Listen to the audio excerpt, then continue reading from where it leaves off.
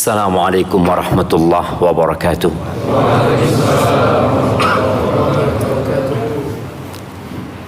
Alhamdulillah alladzi bi ni'matihi tatimmu shalihat. Segala puji bagi Allah Jalla Jalaluh yang karena nikmatnya kebaikan-kebaikan menjadi sempurna. Tidak ada satupun ketaatan yang dapat kita laksanakan sampai hadirnya kita di majelis ini, melainkan itu karena nikmat yang Allah berikan kepada kita. Kenapa kita nggak berhenti mengatakan Alhamdulillah, Alhamdulillah, Alhamdulillah, Alhamdulillah, Alhamdulillah. Sampai tatkala kita mau tidur pun kita dianjurkan untuk membaca Alhamdulillah 33 kali. Setiap selesai sholat kita memuja dan memuji Allah, mengatakan Alhamdulillah terus ya ma. Karena pada hakikatnya semua kebaikan itu dapat terlaksana bukan karena semangat kita, tapi karena Allah telah memberikan kemudahan buat kita. Allahumma salli wa sallim ala abdika wa rasulika Sayyidina wa maulana Muhammadin wa ala alihi wa ashabihi ajma'in. Amma ba'd. Allahumma anfa'na bima 'allamtana wa 'allimna ma yanfa'una wa zidna 'ilman. Tanggal berapa malam ini? 8 jam. Tanggal 8 jam. Tanggal 8 Rajab. Kita tahu identitas kita ini mulai terkikis. Mayoritas umat Islam, kalau ana tidak salah, mereka akan mengatakan malam ini malam 28 Desember. Hari ini hari tanggal 27 Desember. Ketika umat Islam tahunya Desember, apa yang akan mereka lakukan? Apa jemaah? Mempersiapkan untuk tahun baru. Mereka akan menjadikan malam tahun baru sebagai malam yang panjang. Bagaimana umat Islam ikut menghitung mundur.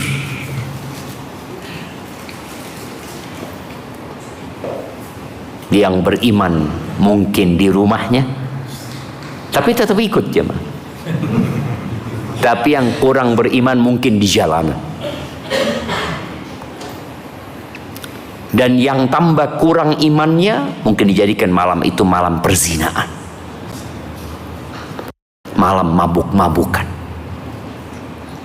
Kalau kita melihat berita-berita di media sosial, ternyata di malam tahun baru itu kondom itu laris. Na'udzubillah min dzalik. Satu hal yang memprihatinkan, ternyata hilangnya identitas mengantarkan kepada banyak kemaksiatan. Sebagian kita masih meremehkan urusan kalender, padahal dampaknya nyata dan kita bisa melihat. Kalau bicara berubah tanpa kembali, ya kita harus berubah total menjadi muslim yang kafah. Allah Azza wa Jalla mengatakan, ya ayyuhalladzina amanu udkhulu fis silmi kafah wa la tattabi'u khutuwatis syaitan innahu lakum aduwwun mubin. Kata Allah Jalla Jalaluhu, wahai orang-orang yang beriman, masuklah kalian kepada Islam secara utuh gitu loh. Bukan hanya pernikahannya yang islami, bukan hanya kematiannya yang islami, bukan hanya lahirannya yang islami, tapi seluruhnya Islam.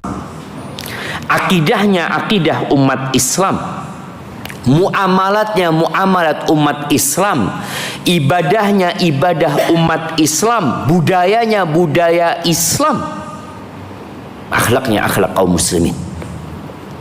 Wala tattabi'u khutuwatis syaitan.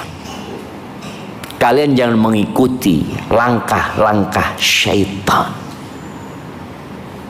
Kenapa? Innahu, kata Allah, sesungguhnya dia itu adu, musuh yang nyata.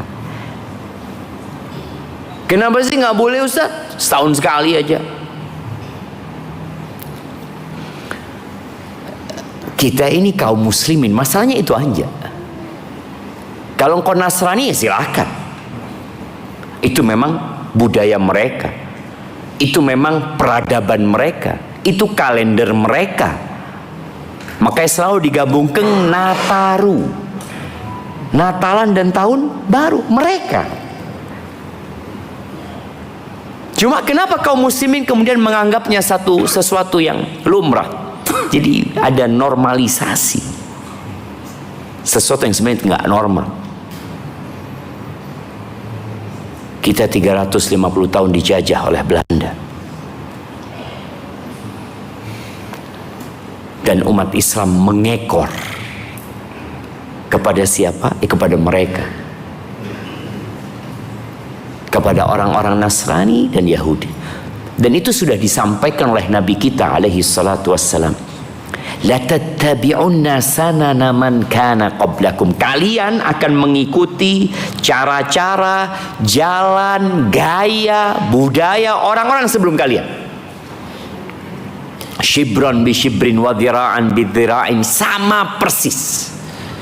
Hatta law dakhalu juhra dabbin la dakhaltum.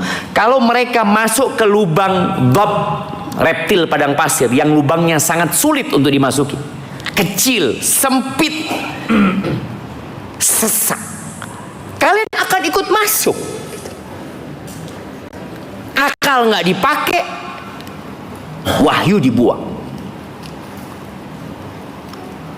Para sahabat bertanya kepada Nabi alaihi salatu wasallam, al-Yahud wan Nasara, yang engkau maksudkan bangsa Yahudi dan Nasrani? Faman, siapa lagi kalau bukan mereka? Ahibati fillah, setiap sholat kita itu minta sama Allah azza wa jalla, ihdinas siratal mustaqim. Ini bicara tema kita. Berubah tanpa kembali, istiqamah dalam agama kita. Kita nggak pernah berhenti ya. Tunjukkan kepada kami Allah jalan yang lurus. Siratal ladzina an'amta alaihim, jalan orang-orang yang kau berikan nikmat kepada mereka. Tapi jalan ini sulit. Jalan ini terjal, mendaki, melelahkan.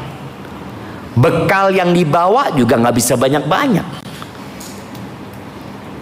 Ghairil maghdubi alaihim waladhdallin.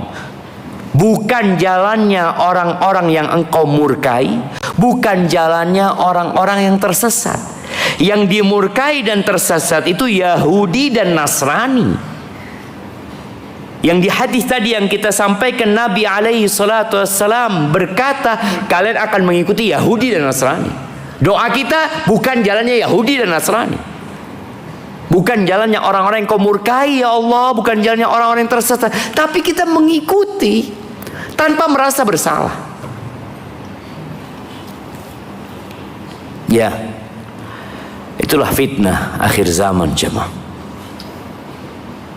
Inna min waraikum ayyamas sabr.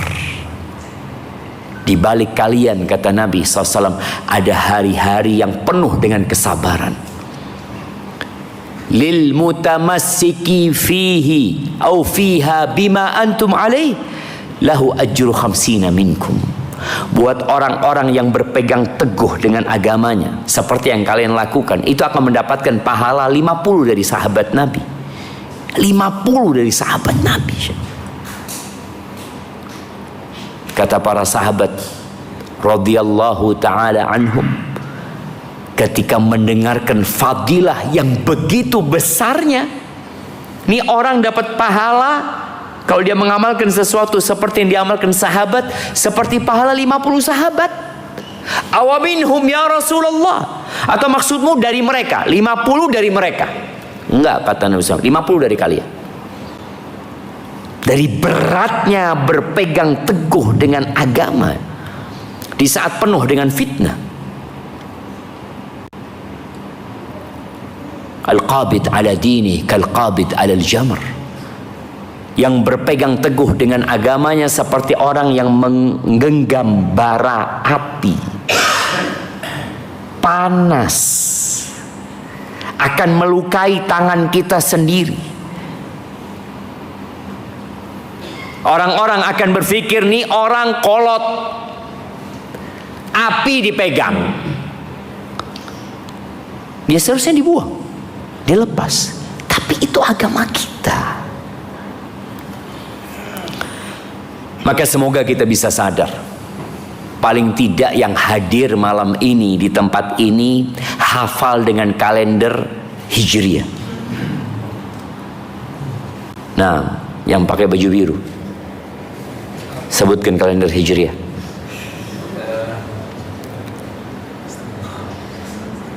Yang pertama Muharram. Pelan-pelan tarik nafasnya tuh.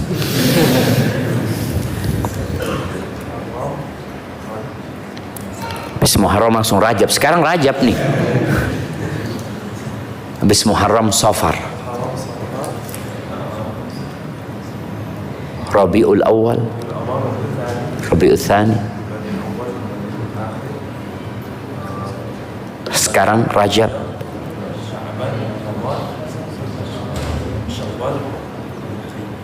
Dzul Qa'dah, Dzul Hijjah, insyaallah. Mana hadiahnya? Insyaallah. Berat banget. Barakallahu fikum. Jadi ingat, kita di bulan Rajab, bulan haram. Yang berbuat dosa di bulan ini tidak sama dengan berbuat dosa 8 hari kemarin di bulan Jumadil Akhir. Nggak sama.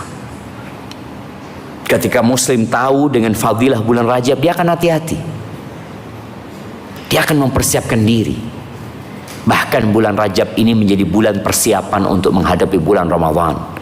Allahumma barik lana fi Rajab wa Sya'ban wa ballighna Ramadan. Jamaah rahimakumullah. Bicara berubah tanpa kembali. Di dalam hadis yang diriwayatkan Ibnu Majah dari Abdullah ibn Sarjas radhiyallahu taala anhu qala kana Rasulullah sallallahu alaihi wasallam yaqul, di antara doa yang biasa dibaca oleh Nabi alaihi salatu wassalam, Allahumma inni a'udzubika minal hauri ba'dal kaur. Coba kita baca bersama. Allahumma inni a'udzubika minal hauri ba'dal kaur. Lagi. Allahumma inni a'udzubika minal hauri ba'dal kaur. Ayo. Minal hauri ba'dal kaur. Sebelah kiri yang hafal. Anda angkat tangan yang hafal. Nah, fadhal.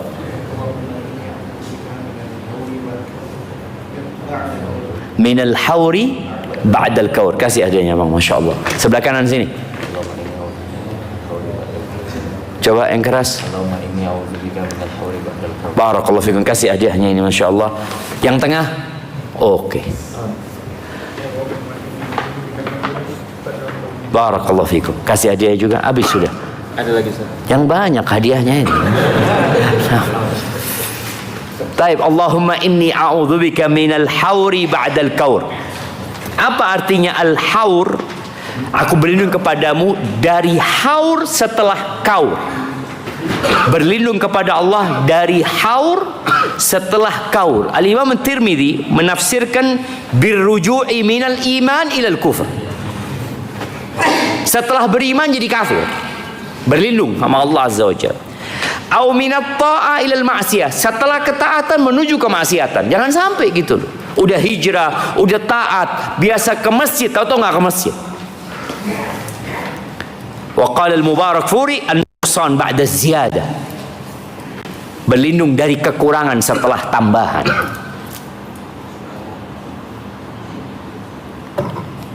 Sebagian kita bacaan Qur'annya tambah kurang, tambah kurang, tambah kurang. sulit istiqamah, one day one juice. Kadang kala kenapa ya? Kenapa fulan kok bisa, aku nggak bisa? Kenapa fulan bisa puasa Senin Kemis, aku nggak bisa? Padahal dulu aku bisa.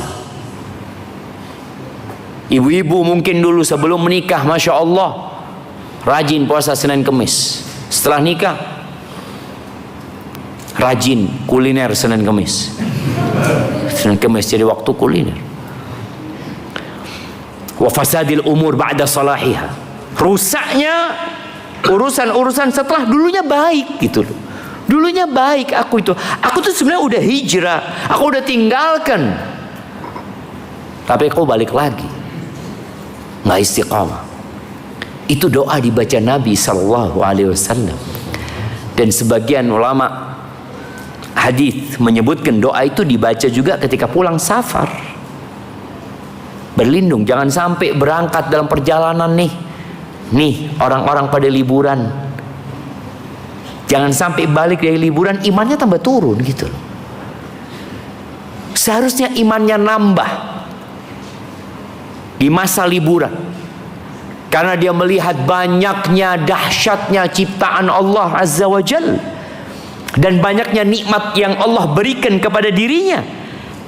Sebagaimana tadi disebutkan oleh MC kita, seharusnya kita bertambah syukurnya sama Allah Azza wa Jalla. Ternyata enggak.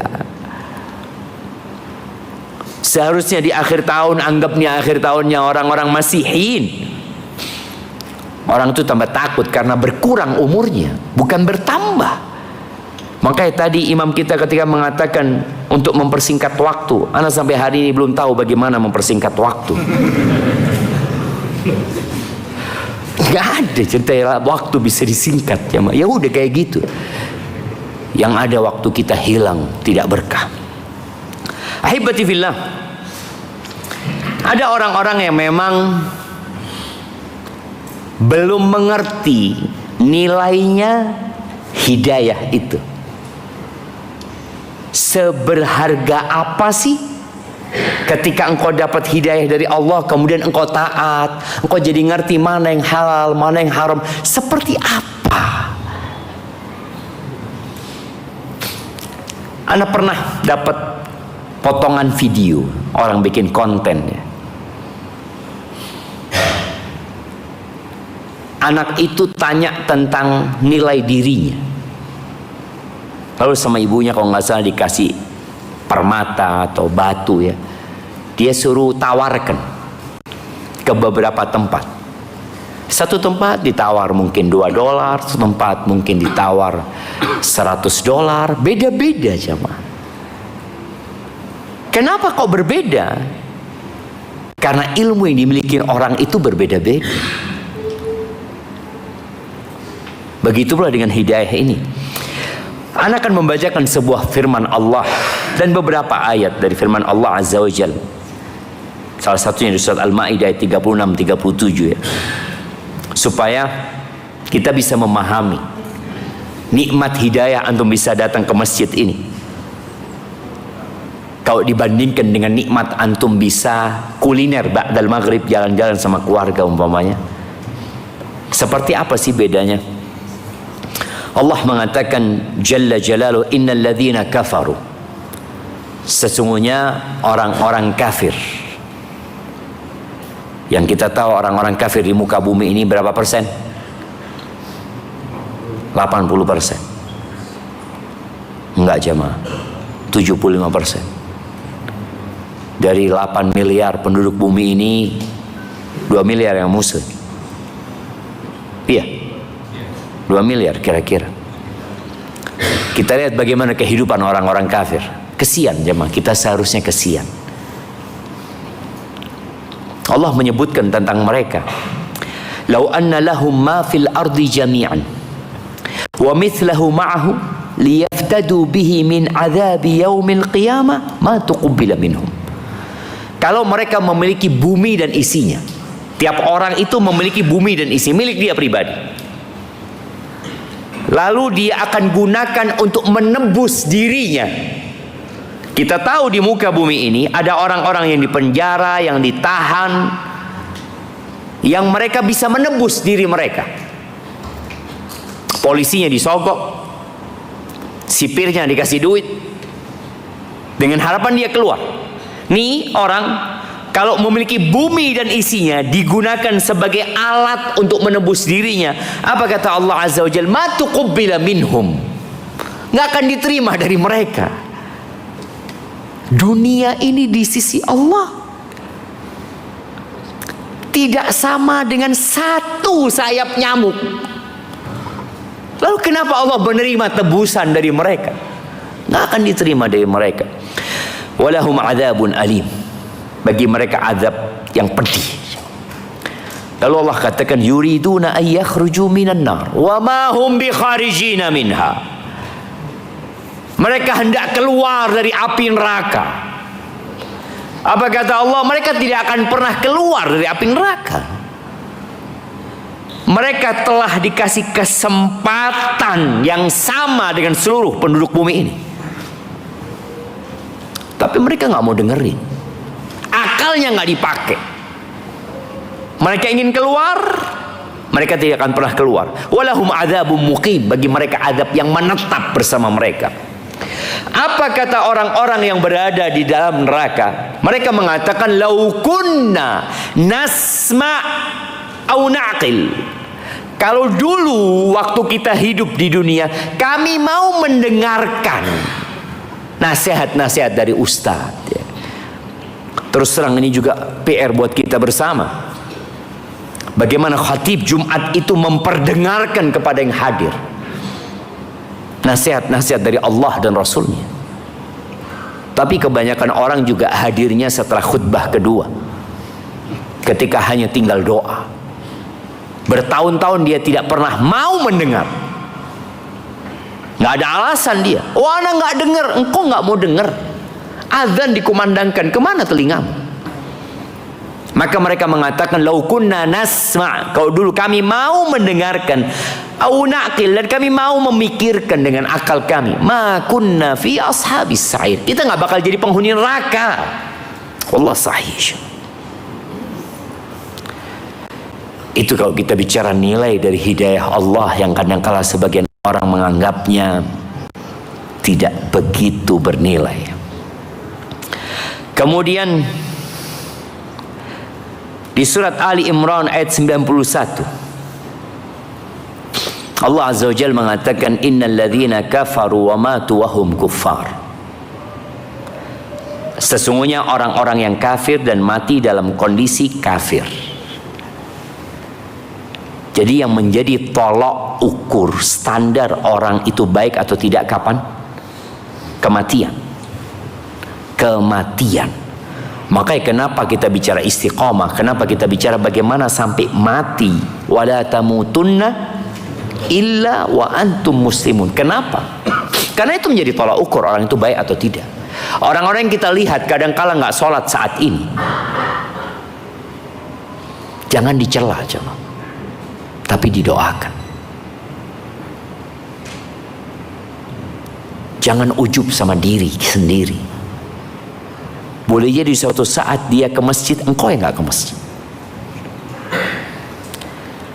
Dan Syekh bin Baz rahimahullahu ta'ala pernah menyampaikan ketika ditanya, kenapa ada orang-orang yang dulunya istiqomah, dulunya taat, kemudian dia berubah. Boleh jadi salah satu sebabnya, dia pernah menghina orang yang tidak taat. Membanggakan dirinya, merendahkan orang lain. Engkau tuh dapat hidayah, Allah yang kasih. Tatkala engkau melihat ada orang yang tidak mendapatkan hidayah, seharusnya engkau bagaimana orang itu dapat hidayah, bukan dihina.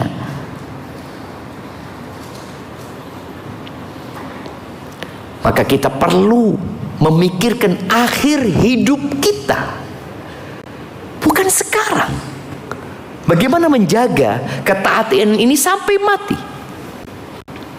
Kembali kepada firman Allah di Ali Imran 91, mereka yang kafir dan mati dalam kondisi kafir, falay yuqbala min ahadihim mil'ul ardi dhahaba walau iftada bi. Allah katakan tidak bakalan diterima dari mereka sepenuh bumi ini emas. Kalau mereka ingin menebus diri mereka, sepenuh bumi ini emas ya. Antum bayangin, Freeport itu hanya gunung yang emasnya bercampur dengan tembaga, yang emasnya bercampur dengan tanah. Kita di NTB sana, ya, di Sumbawa sana ada juga tambang-tambang emas. Oh, berapa banyak tambang-tambang emas di muka bumi ini. Tapi nggak banyak, artinya bukan semuanya emas. Kira-kira kalau antum punya emas sepenuh masjid ini, antum jadi apa? Dan antum di penjara. Lalu antum telepon istri antum, coba kirimkan emas 1 ton untuk menebus diriku. Kira-kira sama sipirnya diterima enggak jemaah? 1 ton jemaah? Oh, enggak. Saya orang yang ikhlas menjaga, tapi ngelihat emasnya datang, oh ya bisa dipikirkan seperti ini. Tapi kalau antum datang dengan sepenuh bumi ini emas, namun antum meninggalkan hidayah Allah, ma tuqbila minhum, nggak akan diterima. Ulaika lahum adzabun alim, bagi mereka azab yang pedih. Wa ma lahum min nasirin, mereka tidak akan mendapatkan penolong. Nggak ada jamaah. Allah itu nggak minta banyak sama kita. Apa yang Allah minta? An tashhada an la ilaha illallah wa anna muhammadan rasulullah wa tuqimas salah wa tu'tiyaz zakah wa tasumu ramadan wa tahujjul bait. Yang kau laksanakan perintah Allah, jauhi larangannya. Wallah jamaah, perintah Allah itu kalau kita mau memikirkan lebih ringan daripada perintah tempat kita kerja. Antum kerja berapa jam? 8 jam. Sama Allah kerja berapa jam? Kalau bicara sholat ya 5 kali 5, itu masih telat lagi. 5 kali 5 masbuk, tapi walaupun jadi imam ya, apa? Jadi imamul masbukin gitu ya. Tiap datang imam dia. Ahibati fillah, maka agar kita tetap istiqamah menghadapi fitnah yang ada, khususnya fitnah dunia yang selalu menggoda, maka besok tema kita kajian jangan tertipu dengan dunia. Berdoa. Dalam hadis riwayatkan Imam Muslim, Allah berfirman dalam sebuah hadis qudsi. Allah mengatakan, ya ibadi, wahai hamba-hambaku, kullukum dhal illa man hadaitu. Wahai hamba-hambaku, kalian semua tersesat kecuali orang yang aku kasih hidayah. Fastahduni ahdikum. Kalian mintalah kepada aku hidayah, aku akan kasih hidayah. Allah nggak pernah ingkar janji. Di sini mungkin antum bisa memahami rahasia kenapa kita nggak berhenti mengatakan ihdinas siratal mustaqim. Qobliyah subuh baca, subuh kita baca. Tahu-tahu masuk waktu zuhur kita suruh baca lagi 4 kali, suruh minta lagi 4 kali. Antara zuhur dan asar tidak terlalu panjang waktunya, 3 jam mungkin. Kita suruh baca lagi ihdinas siratal mustaqim. Antara asar ke maghrib nggak panjang, kita suruh baca lagi. Maghrib ke isya baca lagi ihdinas siratal mustaqim. Besok baca lagi, lusa baca lagi. 10 tahun yang lalu kita udah baca, sampai hari ini kita baca, dan sampai mati kita baca. Karena kita semua tersesat jemaah. Kita disuruh minta sama Allah Azza wa Jalla. Salah satu yang menyebabkan orang itu kembali setelah dia istiqamah di jalan ketaatan adalah cinta sama dunia. Terlalu berlebihan mencintai dunia. Rasul sallallahu alaihi wasallam mengatakan badiru bil a'mal. Nih buat yang sudah ngaji, segera diamalkan. Kita datang kajian, dapat ilmu, dapat nasihat. Tatkala nasihat itu berkaitan dengan kemaksiatan yang kita lakukan, segera engkau tinggalkan. Tatkala nasihat itu berkaitan dengan perintah yang seharusnya kita amalkan, segera engkau amalkan, supaya engkau istiqomah. Nabi alaihissalatu wassalam mengatakan kepada para sahabatnya 1447 tahun yang lalu kira-kira, badiru bil a'mal fitanan kaqita'il lailil mudlim. Kalian segera beramal gitu loh, cepetan, jangan ditunda-tunda, sebelum datang fitnah-fitnah seperti potongan malam gelap gulita. Antum bayangin ya, kalau listrik mati, kemudian terjadi gempa, apa yang akan terjadi dengan kita di masjid ini? Panik. Itu pintu antum akan buka, yang ketika antum masuk tadi satu-satu, tapi tatkala antum keluar, apakah antum akan satu-satu? Boleh jadi iya, boleh jadi enggak.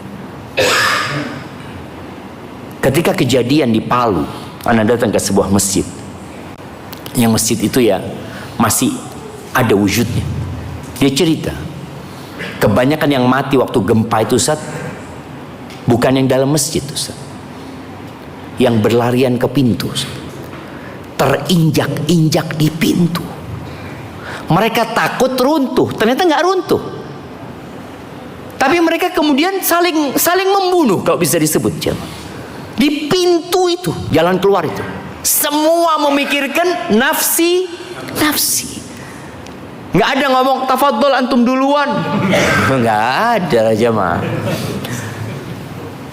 Kira-kira kalau itu terjadi di masjid kita, antum akan tafadhol duluan? Kayaknya enggak, Ustaz. Ya, itu yang terjadi. Tatkala kita tidak beramal, kemudian terjadi fitnah seperti potongan malam gelap gulita, kita akan kalut jemaah. Yusbihur rajulu mu'minan wa yumsi kafiran. Paginya masih beriman, sorenya kafir. Wa yumsi mu'minan wa yusbihu kafiran. Sorenya dia beriman, paginya sudah kafir. Kok bisa ya? Bukankah dia muslim? Nah, yabi'u dinahu, dia menjual agamanya, bi'aradin minad dunya, untuk mendapatkan sedikit kenikmatan dunia ini. Kalau dia jual agamanya dengan 1 ton emas, menurut antum layak enggak jemaah? 1 ton jemaah, 1 ton. Ketika orang tahu dengan nilai dunia, dia nggak akan mau. Aku kalau dapat 1 ton emas, terus aku jadi apa? Jadi apa? Aku tetap akan kembali menjadi tanah, dan 1 ton emas itu aku akan tinggalkan. Dan itu dunia. Tapi gara-gara nih orang dikasih nasihat tidak langsung diamalkan, kemudian datang tuh fitnah ekonomi, fitnah jabatan, fitnah wanita, dia jual agamanya untuk mendapatkan sedikit kenikmatan dunia. Maka hati-hati dengan yang namanya kecintaan kepada dunia ini. Allah cerita di surat At-Tahrim tentang istrinya Fir'aun. Kita akan ambil pelajarannya, bagaimana tatkala fitnah itu datang, boleh jadi dunia kita akan diambil, atau kita ditawarin dunia, atau boleh jadi jabatan kita yang akan dicabut, atau boleh jadi nyawa kita yang jadi taruhannya. Apa yang harus kita lakukan? Allah Azza wa Jalla mengatakan, wa daraballahu mathalan lilladzina amanu imra'ata fir'aun. Allah jadikan percontohan buat orang-orang yang beriman, istrinya Fir'aun, yang disebut namanya Asia binti Muzahim. Fir'aun jemaah, yang tadi imam kita membacakan surat An-Nazi'at.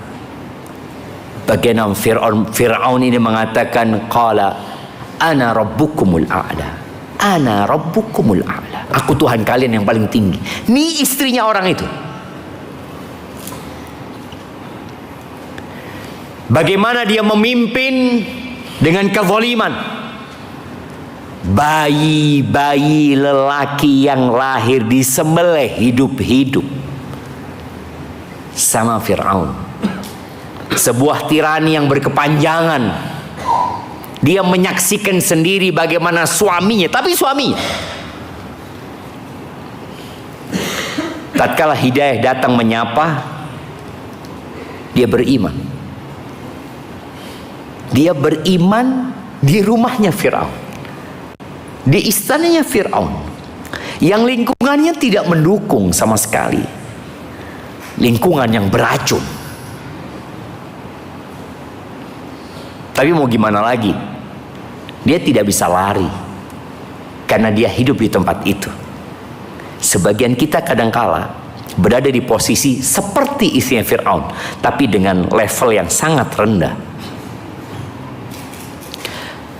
Apa yang ada dalam benak istrinya Fir'aun?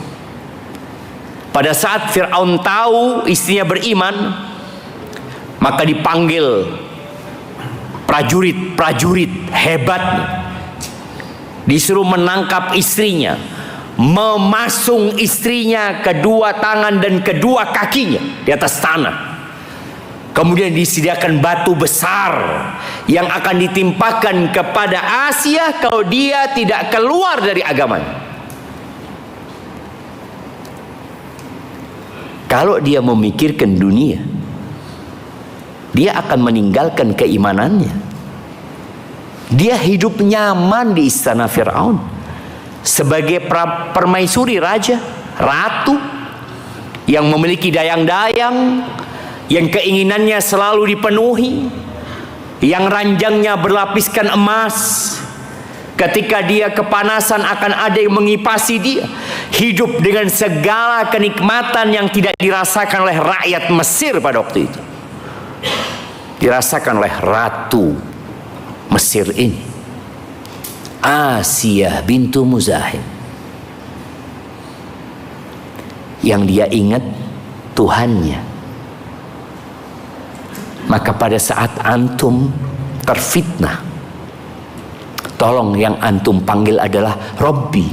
Robbi, panggil. Wahai Rob yang menciptakan aku, wahai Rob yang memiliki alam semesta ini, wahai Rob yang menghidupkan dan mematikan. Rabbi ibnili indaka baitan fil jannah. Dia lupakan semua dunia dan isinya, yang dia ingat akhirat. Bangunkan buat aku ya Allah di sisimu ya Allah rumah fil jannah, di surga ya Allah. Dia lupa sama dunia ini karena dia tahu dengan nilai dunia. Dia sudah lihat bapaknya mati, mbahnya mati. Dia melihat Mesir bergonta-ganti rajanya. Gak ada yang kekal dan abadi di muka bumi ini.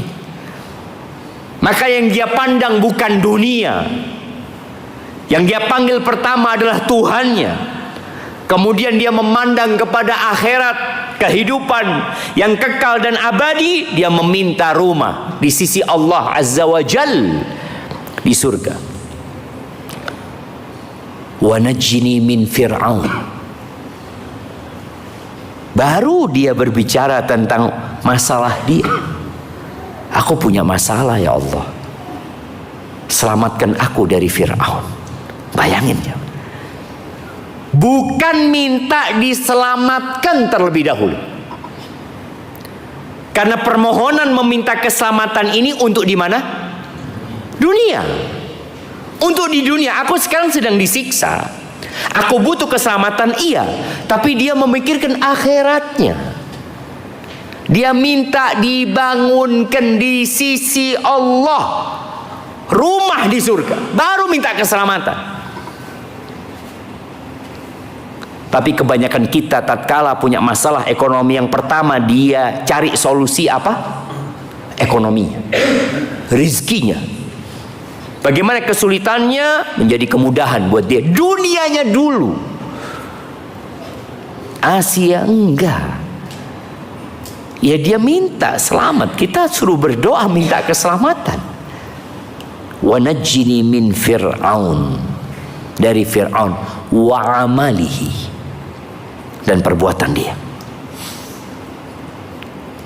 Karena ya kadangkala orang yang istiqomah kalau lama kelamaan disiksa, terkadang imannya melemah, maka dia minta diselamatkan. Wa najjini minal qaumidz zalimin, dan selamatkan aku dari kaum yang zalim. Udah masuk waktu Isya? Belum? Berapa menit? Ada yang 2 menit, ada yang 10 menit. Kayaknya beda jamnya. Jadi kita lihat bagaimana doanya, bagaimana ambisinya, bagaimana Asia siap untuk mati. Dan betul jemaah, dibunuh dia. Bagaimana batu besar ditimpakan kepada dirinya. Tapi beberapa ahli tafsir menyebutkan Allah cabut nyawa dia sebelum batu itu menimpa dirinya, sehingga batu itu hanya menimpa jasad tanpa ruh, karena dia minta akhirat. Maka doalah antum, ya muqallibal qulub tsabbit qalbi ala dinik. Kita dengarkan azan kayaknya sudah.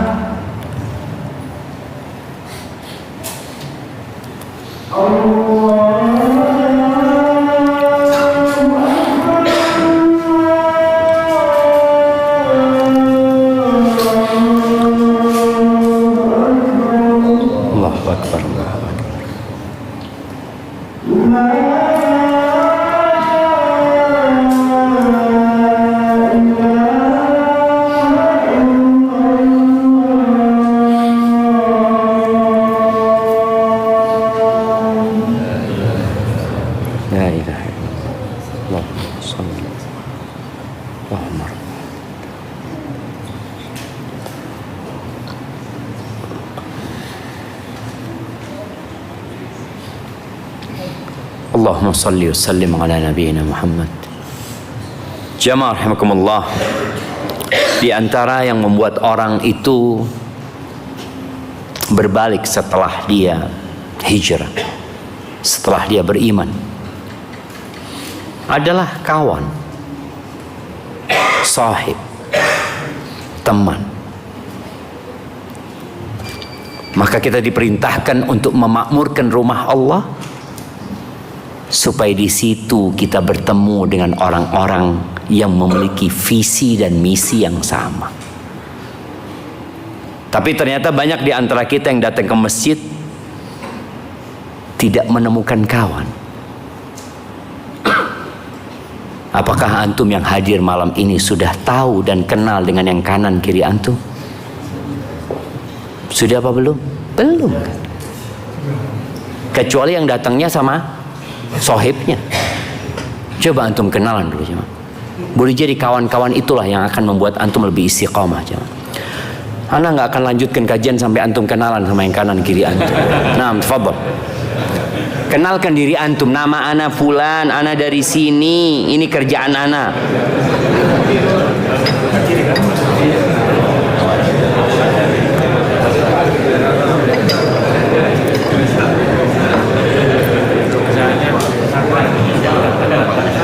Iya, yang luar ibu-ibu juga ya, ibu-ibu. Jangan sampai datang ke masjid tapi engkau merasa sendirian di sini.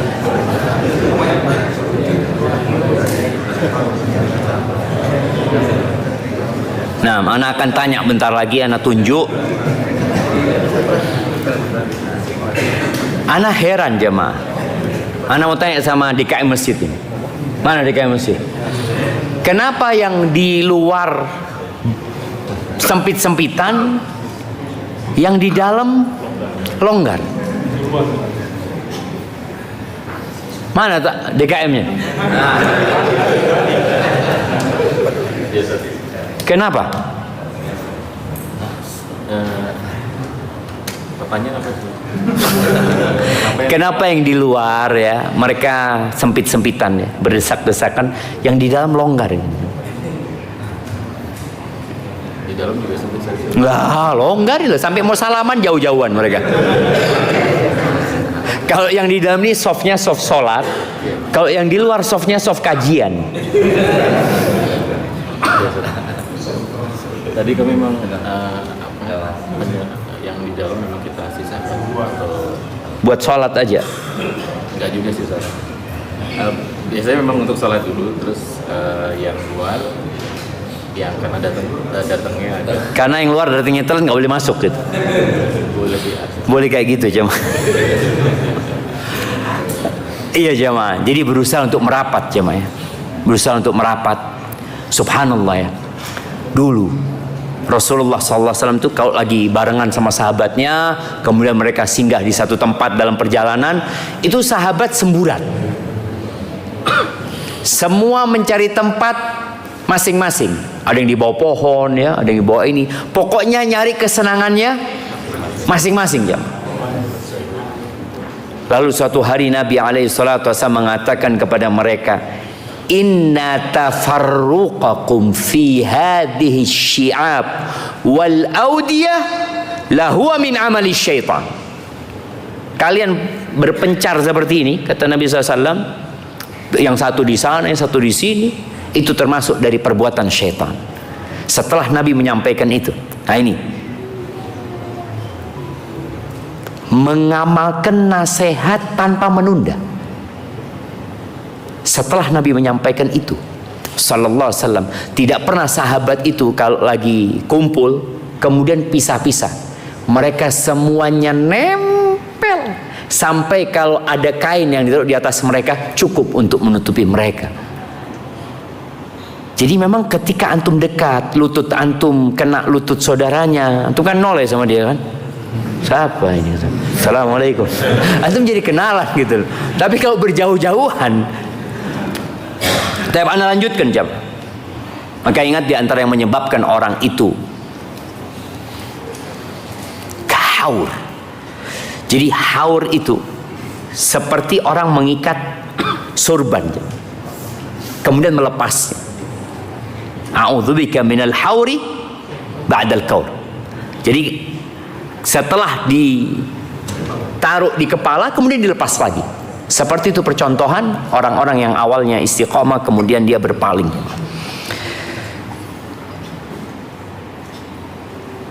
Di surat Thaha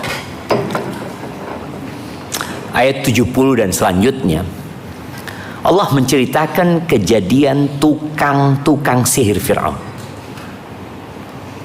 Bagaimana yang awalnya datang cinta dunia, karena dari awal mereka datang untuk bertanding dengan Nabi Musa, dan di awal kedatangannya mereka bertanya kepada Fir'aun, kami dapat apa kalau kami menang gitu loh. Ya engkau akan menjadi orang-orang yang terdekat dengan Fir'aun. Ya sudah, apa yang diinginkan akan diberikan. Tapi subhanallah, tatkala mereka melihat kebenaran, bagaimana tongkat Nabi Musa berubah menjadi ular, dan ular itu memakan tongkat-tongkat dan tali-tali tukang sihir, Allah mengatakan faulqiyas saharatu sujadan. Semua sujud tukang sihir Fir'aun. Qalu amanna bi rabbi Haruna wa Musa. Kami beriman kepada Rabbnya Nabi Harun dan Nabi Musa. Spontan. Karena mereka mau mendengar. Jadi sebelum mereka tanding, Nabi Musa sudah mendakwain, sudah menyampaikan kepada mereka, menjelaskan kepada mereka tentang buruknya sihir yang mereka akan lakukan, tentang bahayanya kekufuran, diceritakan tentang azab yang menanti dan surga Allah Azza wa Jal yang akan menjadi tempat yang kekal dan abadi buat orang-orang yang beriman. Sudah didakwain sama Nabi Musa, tapi mereka tidak beriman sampai mereka melihat bukti nyata bahwa Nabi Musa adalah nabi utusan Allah Azza wa Jal. Maka kemudian mereka sujud. Marah Fir'aun. Fir'aun mengatakan, qala amantum lahu qabla an adhana lakum. Berani-beraninya kalian beriman kepada Musa sebelum aku kasih izin. Karena Fir'aun penguasa, dia bisa membunuh sebagaimana dia telah bunuh bayi-bayi. Dia mengaku sebagai Tuhan yang paling tinggi. Lalu Fir'aun memberikan penjelasan kepada tukang-tukang sihir ini. Innahu lakabirukumul ladzi 'allamakumus sihir. Kalian tahu dia itu guru kalian, senior kalian yang mengajarkan sihir kepada kalian. Berusaha untuk memberikan syubhat kepada tukang-tukang sihir yang sudah beriman ini. Karena ternyata syubhatnya nggak diterima. Maka Fir'aun memberikan ancaman. Dia mengatakan, fala uqatti'anna aydiyakum wa arjulakum min khilaf. Aku benar-benar akan memotong tangan dan kaki kalian secara silang. Nggak dibunuh sama Fir'aun, tapi disiksa. Karena harapannya orang kalau disiksa itu balik. Lalu Fir'aun mengatakan, wala usallibannakum fi judhu'in nakhl. Setelah aku potong kalian secara silang kaki dan tangannya, aku akan salib kalian di pohon-pohon kurma. Fir'aun ingin menunjukkan kekuasaan dia, dan dia mampu melakukan itu, dan dia lakukan itu supaya menjadi pelajaran. Jangan sampai ada yang beriman mengikuti tukang-tukang sihir ini. Wala ta'lamunna ayyuna ashaddu 'adzaban wa abqa. Dan kalian pasti akan tahu siapa di antara kita yang lebih pedih dan lebih kekal siksanya. Baik. Apa sikap tukang-tukang sihir? Dia dikasih syubhat, kemudian dikasih ancaman. Apakah goyah iman mereka? Mereka mengatakan, qalu lan nu'thiraka ala ma ja'ana minal bayyinat walladhi fatarana. Kami tidak akan memilih tunduk kepadamu atas bukti-bukti nyata, mukjizat yang telah datang kepada kami. Dan Allah yang telah menciptakan kami. Artinya bukan engkau yang menciptakan kami gitu loh. Bukan engkau yang kasih rizki kepada kami. Kita lihat bagaimana dia memandang kepada Allah. Sebagaimana tadi ceritanya Asia yang dia pandang Allah. Kami nggak mungkin lebih mementingkan engkau, mendahulukan engkau atas hidayah yang sudah datang kepada kami. Lalu mereka mengatakan dengan suara lantang, faqdi ma anta qad, innama taqdi hadhil hayatad dunya. Engkau ingin memberikan hukuman kepada kami, silahkan kau hukum kami.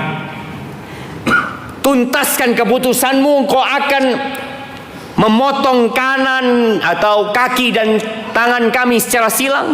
Engkau hendak menyalip-nyalip kami di pohon-pohon kurma. Faqdi ma anta qad, innama taqdi hadhil hayatad dunya. Keputusanmu hanya berlaku dalam kehidupan dunia ini.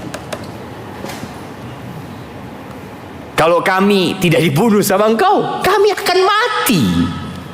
Kami akan mati gitu. Ini sebuah keyakinan yang membuat mereka istiqamah di atas keputusan mereka untuk menerima disiksa sama Fir'aun. Mereka mengatakan, inna amanna bi rabbina, sesungguhnya kami telah beriman kepada Tuhan kami, liyaghfira lana khatayana, dengan harapan Allah mengampuni kesalahan-kesalahan kami, wa ma akrahtana alaihi minas sihr, dan engkau memaksa kami untuk melakukan sihir, semoga Allah mengampuni kami. Wallahu khairun wa abqa, sesungguhnya pahala di sisi Allah itu lebih baik dan lebih abadi. Maka di sini jemaah, ketika fitnah datang, ketika iman antum mulai digoyah, maka ingat sama Allah Azza wa Jalla. Oleh karena itu, ana lupa apa pernah ana sampaikan di masjid ini. Ketika Rasul sallallahu alaihi wasallam mengajarin Shaddad ibn Aus, ya Shaddad, wahai Shaddad, idza ra'aitan nas yaknizuna adh-dhahaba wal fiddah, apabila engkau melihat orang-orang sudah sibuk dengan emas dan perak, mereka menimbun, mereka menyimpan emas dan perak, fakniz anta haula'il kalimat, engkau baca doa ini, engkau timbun kata-kata ini. Apa yang pertama dipinta? Allahumma inni as'aluka tsabata fil amr. Ya Allah, aku minta keteguhan dalam urusan ini ya Allah. Wal azimata 'ala rusydi, dan aku minta tekad yang kuat di atas petunjuk. Wa as'aluka mujibati rahmatik wa azaima maghfiratik. Baca doa itu jemaah. Semoga kita bisa istiqamah. Dan tadi jangan lupa baca Qur'annya dan istiqamah baca Qur'an. Kalau antum nggak bisa one day one juz, ya udah, satu hari satu ayat. Tapi tiap hari antum baca satu ayat, antum baca artinya, antum baca tafsirnya, antum amalkan dalam kehidupan ini. Insya Allah Allah akan berikan keistiqomahan kepada kita. Kenapa? Inna hadzal Qur'an yahdi lillati hiya aqwam. Ini Quran memberikan petunjuk kepada jalan yang paling lurus, yang lainnya bengkok. Barakallahu fiik, itu mungkin dapat Anda sampaikan. Kurang lebihnya mohon maaf. Ini ada pertanyaan yang sudah masuk.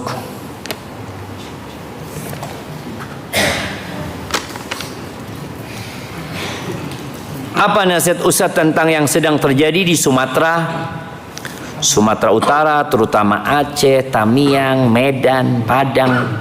Dan apa nasihat Ustaz tentang rakyat yang kecewa terhadap pemerintah? Ahibati fillah,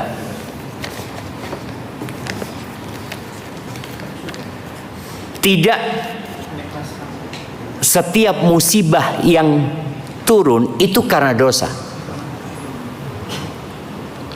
Tidak semua musibah yang menimpa itu disebabkan dosa. Tapi setiap dosa menyebabkan musibah. Jadi kalau antum melihat orang kena musibah, jangan langsung suudzon. Kayaknya punya dosa, jangan. Tapi setiap dosa itu akan mengantarkan kepada musibah. Namun ada yang musibahnya ditunda. Kata Nabi SAW, "Idza aradallahu bi'abdin khairan", apabila Allah menginginkan kebaikan buat seorang hamba, ajjala lahul uqubata fid dunya. Allah segerakan hukuman buat dia di dunia. Sedikit berbuat dosa, langsung dihukum sama Allah Azza wa Jalla. Lihat sohibnya, sohib ana Ustaz, maksiat terus, nggak dihukum-hukum sama Allah Ustaz. Ya alhamdulillah, berarti Allah cinta sama engkau. Karena ada orang yang berbuat dosa, ya, berzina, nggak ketahuan. Ini baru berzina sekali langsung ketahuan. Mencuri sekali langsung ketahuan. Itu tanda Allah ingin kebaikan. Wa idza aradallahu bi'abdin syarran, kalau Allah ingin keburukan buat seorang hamba, amsaka lahul uqubah, ditahan hukumannya sampai nanti diberikan kelak di akhirat.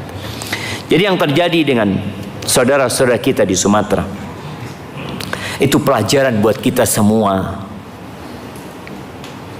bahwa dunia itu memang tidak bernilai, jamaah. Antum melihat rumah yang dibangun bertahun-tahun dalam sekejap hilang. Antum lihat jembatan yang dibangun oleh pemerintah berbulan-bulan dengan biaya miliaran, diangkut sama air. Antum melihat perkampungan yang tenggelam. Dunia ini bukan tempat tinggal. Itu pelajaran pertama tatkala kita melihat Aceh. Yang kedua, boleh jadi itu terjadi karena dosa, atau boleh jadi Allah ingin mengangkat derajat. Rasul SAW pernah ditanya, "Ya Rasulullah, anahliku wa fina salihun." Apakah kita akan binasa padahal di tengah kita ada orang-orang soleh? Naam. Idza kathurul khabath, kalau banyaknya kekejian, merajalelanya kemaksiatan, Allah binasakan. Padahal ada orang soleh. Ketika perang Uhud, umat Islam kalah.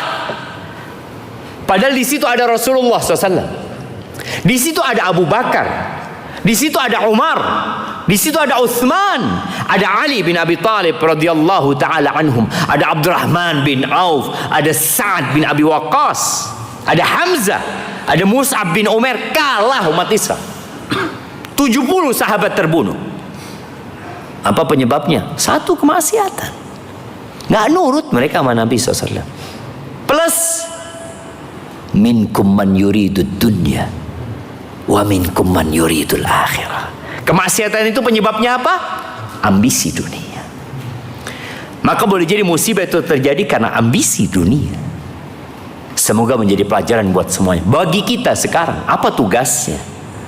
Apa tugas kita? Mendoakan mereka, membantu mereka yang bisa berangkat ke sana, jamaah.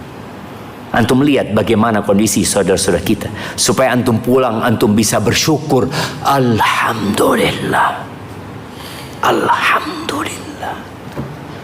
Sebagian kita kadangkala ketika air di rumah kecil, ya, dia marah-marah. Apaan ini? Di sana berhari-hari mereka nggak punya air bersih. Wa qalilun min ibadiyas syakur. Dan sedikit dari hamba-hamba yang pandai bersyukur. Bagaimana dengan kekecewaan kepada pemerintah? Dulu Nabi alaihi salatu wasallam sudah menyampaikan kalian akan kecewa. Maka kita harus belajar. Beliau alaihi salatu wasallam mengatakan satalqauna atharah. Kalian akan menghadapi pemerintahan yang mementingkan diri mereka sendiri. Itu Nabi sudah menyampaikan sallallahu alaihi wasallam, satalqauna athara wa umurun tunkiruna, dan perkara-perkara yang kalian akan mengingkarinya. Apa kata para sahabat? Fama ta'muruna ya Rasulullah? Apa sikap kami? Apa perintahmu kepada kami tatkala kami mendapati pemerintahan yang seperti itu? Apa kata Nabi sallallahu alaihi wasallam? Atuhum haqqahum. Sebenarnya masalah itu jadi simpel menghadapinya kalau kita mau belajar agama. Kata Nabi SAW, atuhum haqqahum, berikan hak pemerintah kalian, sudah. Berikan. Terus bagaimana dengan hak kami? Wasalullaha alladzi lakum. Kalian minta sama Allah hak kalian. Kita ini tadi mintanya sedikit, nuntutnya banyak. Nabi udah ngasih tahu sallallahu alaihi wasallam, nggak perlu nuntut sama mereka, mereka nggak akan kasih. Kalian nggak usah sibuk mencela, memaki, nggak ada gunanya. Emangnya jadi benar? Jadi benar, nggak ada. Nabi sudah memberikan arahan alaihi salatu wasallam, minta hak kalian kepada Allah azza wajalla. Kita kadangkala lebih sering memikirkan diri kita sendiri, tidak memikirkan hak-hak saudara kita. Doakanlah jemaah, doakan. Dan doakan pemerintah kita, semoga Allah memberikan hidayah kepada mereka. Ini akhir tahun, tadi sudah disebutkan, menjadi akhir yang kadangkala penuh dengan kemaksiatan. Di tingkatan rakyat terendah kemaksiatan itu. Dan kita diam. Lalu ketika azab Allah turun, siapa yang kita salahkan? Seharusnya kita salahkan diri kita sendiri, jemaah.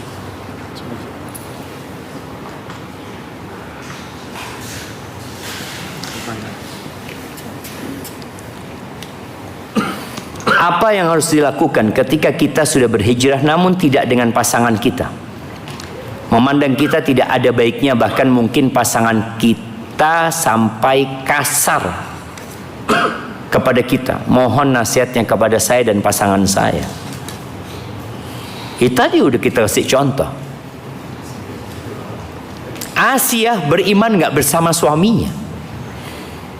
Suaminya Fir'aun mengaku sebagai Tuhan. Apa yang diingat oleh Asia? Tuhannya. Maka engkau ketika mendapati masalah seperti ini, yang engkau harus ingat adalah Allah. Yang bisa memberikan hidayah Allah, yang dapat menguatkan dirimu adalah Allah, sehingga engkau bisa tahan menghadapi fitnah yang ada. Insya Allah suamimu tidak sejahat Fir'aun. Kalau dikatakan memandang kita tidak ada baiknya, bahkan mungkin pasangan kita sampai kasar kepada kita. Ini yang tanya istri apa suami? Hah? Ada yang suami, ada yang istri. Iya. Ya, kalau bicara suami istri, tadi surat Tahrim Allah kasih contoh yang suaminya bertakwa, yang istrinya nggak bertakwa. Nabi Nuh, Nabi Lut, itu udah kasih contoh. Ada orang yang pasangannya adalah nabi tapi nggak beriman. Makanya jamaah, kita itu jangan suka menyalahkan lingkungan. Anak lingkungan hidupnya seperti ini Ustaz, macam-macam. Itu nabi, istrinya nggak beriman. Tuh Fir'aun, istrinya beriman. Maka engkau harus kembali kepada Allah Azza wa Jalla. Apabila seorang istri yang bertanya, tolong para istri ini menghadapi suami yang belum berhijrah untuk memberikan pelayanan yang lebih, ya. Karena banyak di antara istri-istri setelah dia hijrah, dia memandang suaminya rendah. Dia tidak lagi menghargai suaminya. Tatkala Ustadz menyampaikan ayat-ayat, hadis-hadis yang kandungannya perintah untuk memuliakan dan menghormatin suami, apa kata istri yang udah ngaji ini? Suami yang seperti apa? Akhirnya yang terjadi tadi, suami nggak menghargai istrinya. Padahal suami itu adalah surgamu atau nerakamu.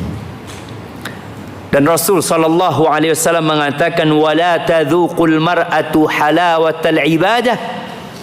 Dan seorang istri tidak akan merasakan nikmatnya ibadah, manisnya beribadah, hatta tuaddiya haqqal zawjiha, sampai dia menunaikan hak suaminya. Walau amartu ahadan an yasjuda li ahadin la amartul mar'ata an tasjuda li zawjiha. Kalau aku memerintahkan manusia sujud buat manusia, pasti yang aku perintahkan untuk sujud adalah istri agar sujud kepada suaminya. Maka tolong para istri memberikan pelayanan yang lebih kepada suami. Dengan kondisi suami tadi yang belum hijrah, semoga dengan doamu, semoga dengan pelayananmu, suamimu dapat hidayah. Kalau sebaliknya, suami yang hijrah, istrinya yang belum hijrah, maka sabar engkau menghadapi istri. Jangan kemudian kau berpikir ganti istri. Iya, istri ini pilihanmu dahulu. Engkau juga hijrah karena hidayah dari Allah Azza wa Jalla. Istrimu belum dapat hidayah, maka bagaimana engkau mengantarkan hidayah kepada istri? Insya Allah kalau suami ini lebih menghargai istrinya, memuliakan istrinya, dia akan tahu bahwa ternyata orang yang ngaji itu semakin baik kepada istrinya. Hadza wallahu a'lam bissawab. Nah,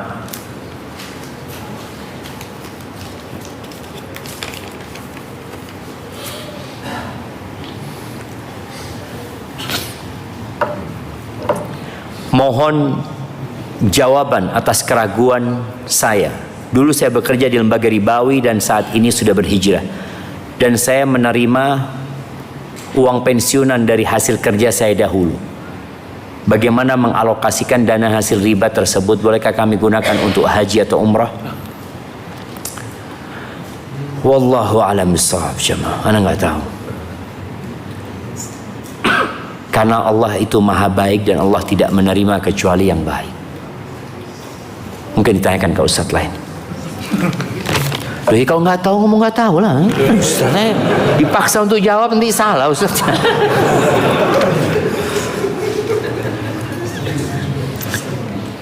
Bagaimana hukumnya meminta tolong kepada jin dalam hati? Qadarullah, saya memiliki penyakit was-was yang mendorong saya menyatakan perkataan-perkataan kufur meski cuma di dalam hati. Salah satunya meminta tolong kepada jin. Apakah saya harus bersyahadat ulang? Saya juga mohon kepada Ustadz dan para jamaah sekalian untuk mendoakan saya agar Allah sembuhkan penyakit was-was saya. Ahibati fillah, itulah iman. Ketika seorang was-was di hatinya tapi dia tidak mengucapkan dengan lisannya, dia tetap mengatakan la ilaha illallah. Kalau ada bisikan supaya minta tolong kepada jin tapi dia tidak ucapkan, Rasul sallallahu alaihi wasallam mengatakan innallaha tajawaza an ummati amma haddathat bihi anfusuhum. Allah itu mengampuni, memaafkan untuk umatnya Nabi Muhammad sallallahu alaihi wasallam itu ucapan-ucapan hati. Itu dimaafkan. Selama belum keluar di lisannya dan tidak menjadi perbuatan. Maka tatkala datang was-was itu katakan asyhadu an la ilaha illallah. Engkau baca a'udzu billahi minasyaitonir rajim. Was-was itu dari syaitan. Datang lagi baca lagi, datang lagi baca terus baca. Kita itu tahu bahwa Al-Qur'an itu obat. Kita disuruh meruqyah dengan Al-Quran. Ada orang yang berhenti berobat karena dia merasa kok sepertinya nggak sembuh-sembuh, Ustaz. Padahal kita tahu berkaitan dengan obat medis itu ada takarannya. Dan ada obat yang diminum sampai mati. Ada nggak? Anak takut salah jemaah. Ada kan? Iya, ada gitu loh. Obat. Jangan berpikir, anak sudah berobat Ustaz, tapi kok nggak hilang-hilang. Loh, antum minum terus. Boleh jadi memang tidak ada perubahan yang signifikan, tapi itu menjadikan tubuh antum tidak semakin parah. Ruqyah antum tadi boleh jadi memang tidak menyembuhkan total, tapi menyelamatkan antum untuk tidak lebih parah, atau dosisnya kurang. Antum baca Qur'annya kurang, antum baca a'udzubillahi minasyaitonirrajim cuma sekali, padahal godaannya 10 kali. Seharusnya tiap datang godaan baca a'udzubillahi minasyaitonirrajim terus jamaah. Sampai kapan? Sampai mati. Imam Ahmad bin Hanbal disebutkan di beberapa athar ketika beliau hendak meninggal dunia, beliau itu antara sadar dan tidak sadar. Kita tahu ya, yang namanya sakaratul maut itu seperti orang mabuk jemaah, sakau karena sakit ya, bukan sakau karena narkoba, bukan. Maka disebut sakarat. Yang bahasa Arabnya orang sakau itu disebut sakit.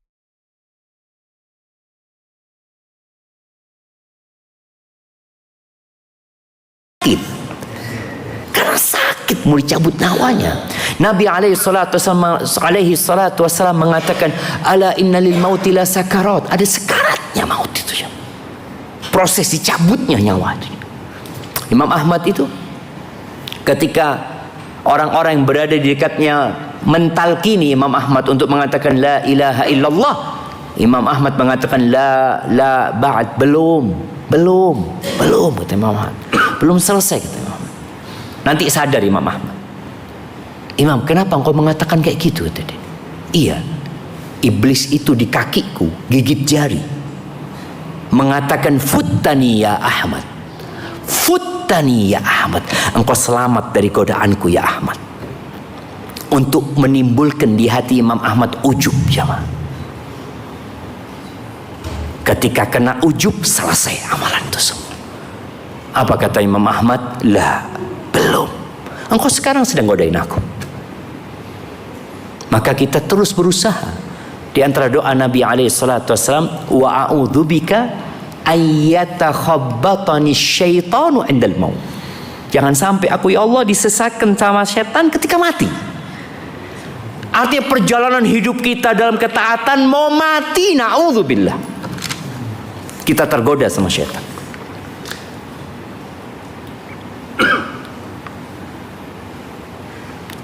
Bagaimana sikap kita jika masih banyak saudara-saudara seiman yang melakukan ritual pembanding saat Nataru? Ada yang semacam istighatsah, atau ada yang sampai jaga gereja. Itu jaga gereja nggak Nataru, Natalan apa? Haibati fillah. Inilah masalahnya. Kita ini tanggal 8 Rajab. Tanggal berapa? 8 Rajab. Antum kasih tahu mereka tanggal berapa? 8 Rajab. Nggak ada apa-apa. Ini bulan haram. Tapi tatkala identitas kita terkikis, kita taunya tanggal 27, besok 28, 29, 30. Insya Allah kita mulai beli daging-daging nanti tanggal 30. Buat apa? Barbecue. Atau orang sudah seperti itu. Tapi tatkala dia tahu Rajab bulan haram loh. Nih, ini bulan persiapan untuk Ramadan. Jadi yang harus kita sampaikan kepada umat itu, bagaimana memahamkan mereka bahwa kita bulannya bulan Rajab. Buat orang Nasrani, monggo silahkan. Ini toleransi. Antum mau merayakan Natalan, mau merayakan malam tahun baru, silahkan. Umat Islam nggak boleh gangguin. Karena Rasul Shallallahu Alaihi Wasallam mengajarkan kepada kita bagaimana memberikan hak kepada mereka. Orang Yahudi hidup di Madinah, mereka punya tahun baru, ya tahun barunya Yahudi. Apakah umat Islam kemudian ikut-ikutan? Enggak. Tapi tatkala kita menjadi ekor, kita akan ikut. Kemudian kita ikut tapi dimodifikasi dengan ini dan itu. Maka nasihat anak, tanggal berapa? Rajab kita jamaah. Bulan haram. jika dalam Islam kita tahu bahwa keutamaan ibu 3 kalinya ayah. Namun dalam keluarga, jika ibu memanggil anak karena butuh, namun ayah yang memanggil dan berdalih bahwa ibumu taat pada suami, apa yang harus dilakukan? Kita tahu ilmu namun terhalangi oleh dalil lain. Iya, engkau dengarkan ayah. Ada kondisi-kondisi berkaitan dengan penghormatan, pengagungan, itu ayah lebih dulu. Tapi kalau berkaitan dengan perhatian, kasih sayang, siapa? Ibu dulu. Jadi dalam kondisi ayah memanggil, ibu memanggil, sampaikan kepada ayah, aku dipanggil ibu. Kalau ayah mengatakan tunggu dulu, nanti ibumu akan faham bahwa engkau dipanggil sama bapakmu. Tapi kalau ibunya nggak faham menghormati suami, maka suaminya akan dimarahin. Betul jemaah. Ada kan suami-suami yang suka dimarahin sama istrinya, seperti itu. Seharusnya istri memuliakan suami. Jadi yang berkaitan dengan penghormatan, ya, pengagungan, maka tolong bapakmu didahulukan. Tapi tetap ya, yang bicara kebaktian kita, ibu yang lebih dahulu tadi. Ibumu, ibumu, dan ibumu. Taib, yang terakhir jamaah, sampaikan kepada kami tentang sebuah dalil untuk memotivasi kami. Dari tadi ana sampaikan. Zakallah jamaah, itu yang dapat ana sampaikan. Jadi kalau antum tadi masih butuh motivasi lagi, tanya sama teman antum, kasih motivasi anak kayaknya tadi ada agak ngeblank Ustaz menyampaikan tadi. Jazakumullah khair, yang benar dari Allah Azza wa Jalla, yang salah dari diri anak pribadi. Allah dan Rasul yang terbebaskan dari kesalahan itu. Subhanakallahumma bihamdika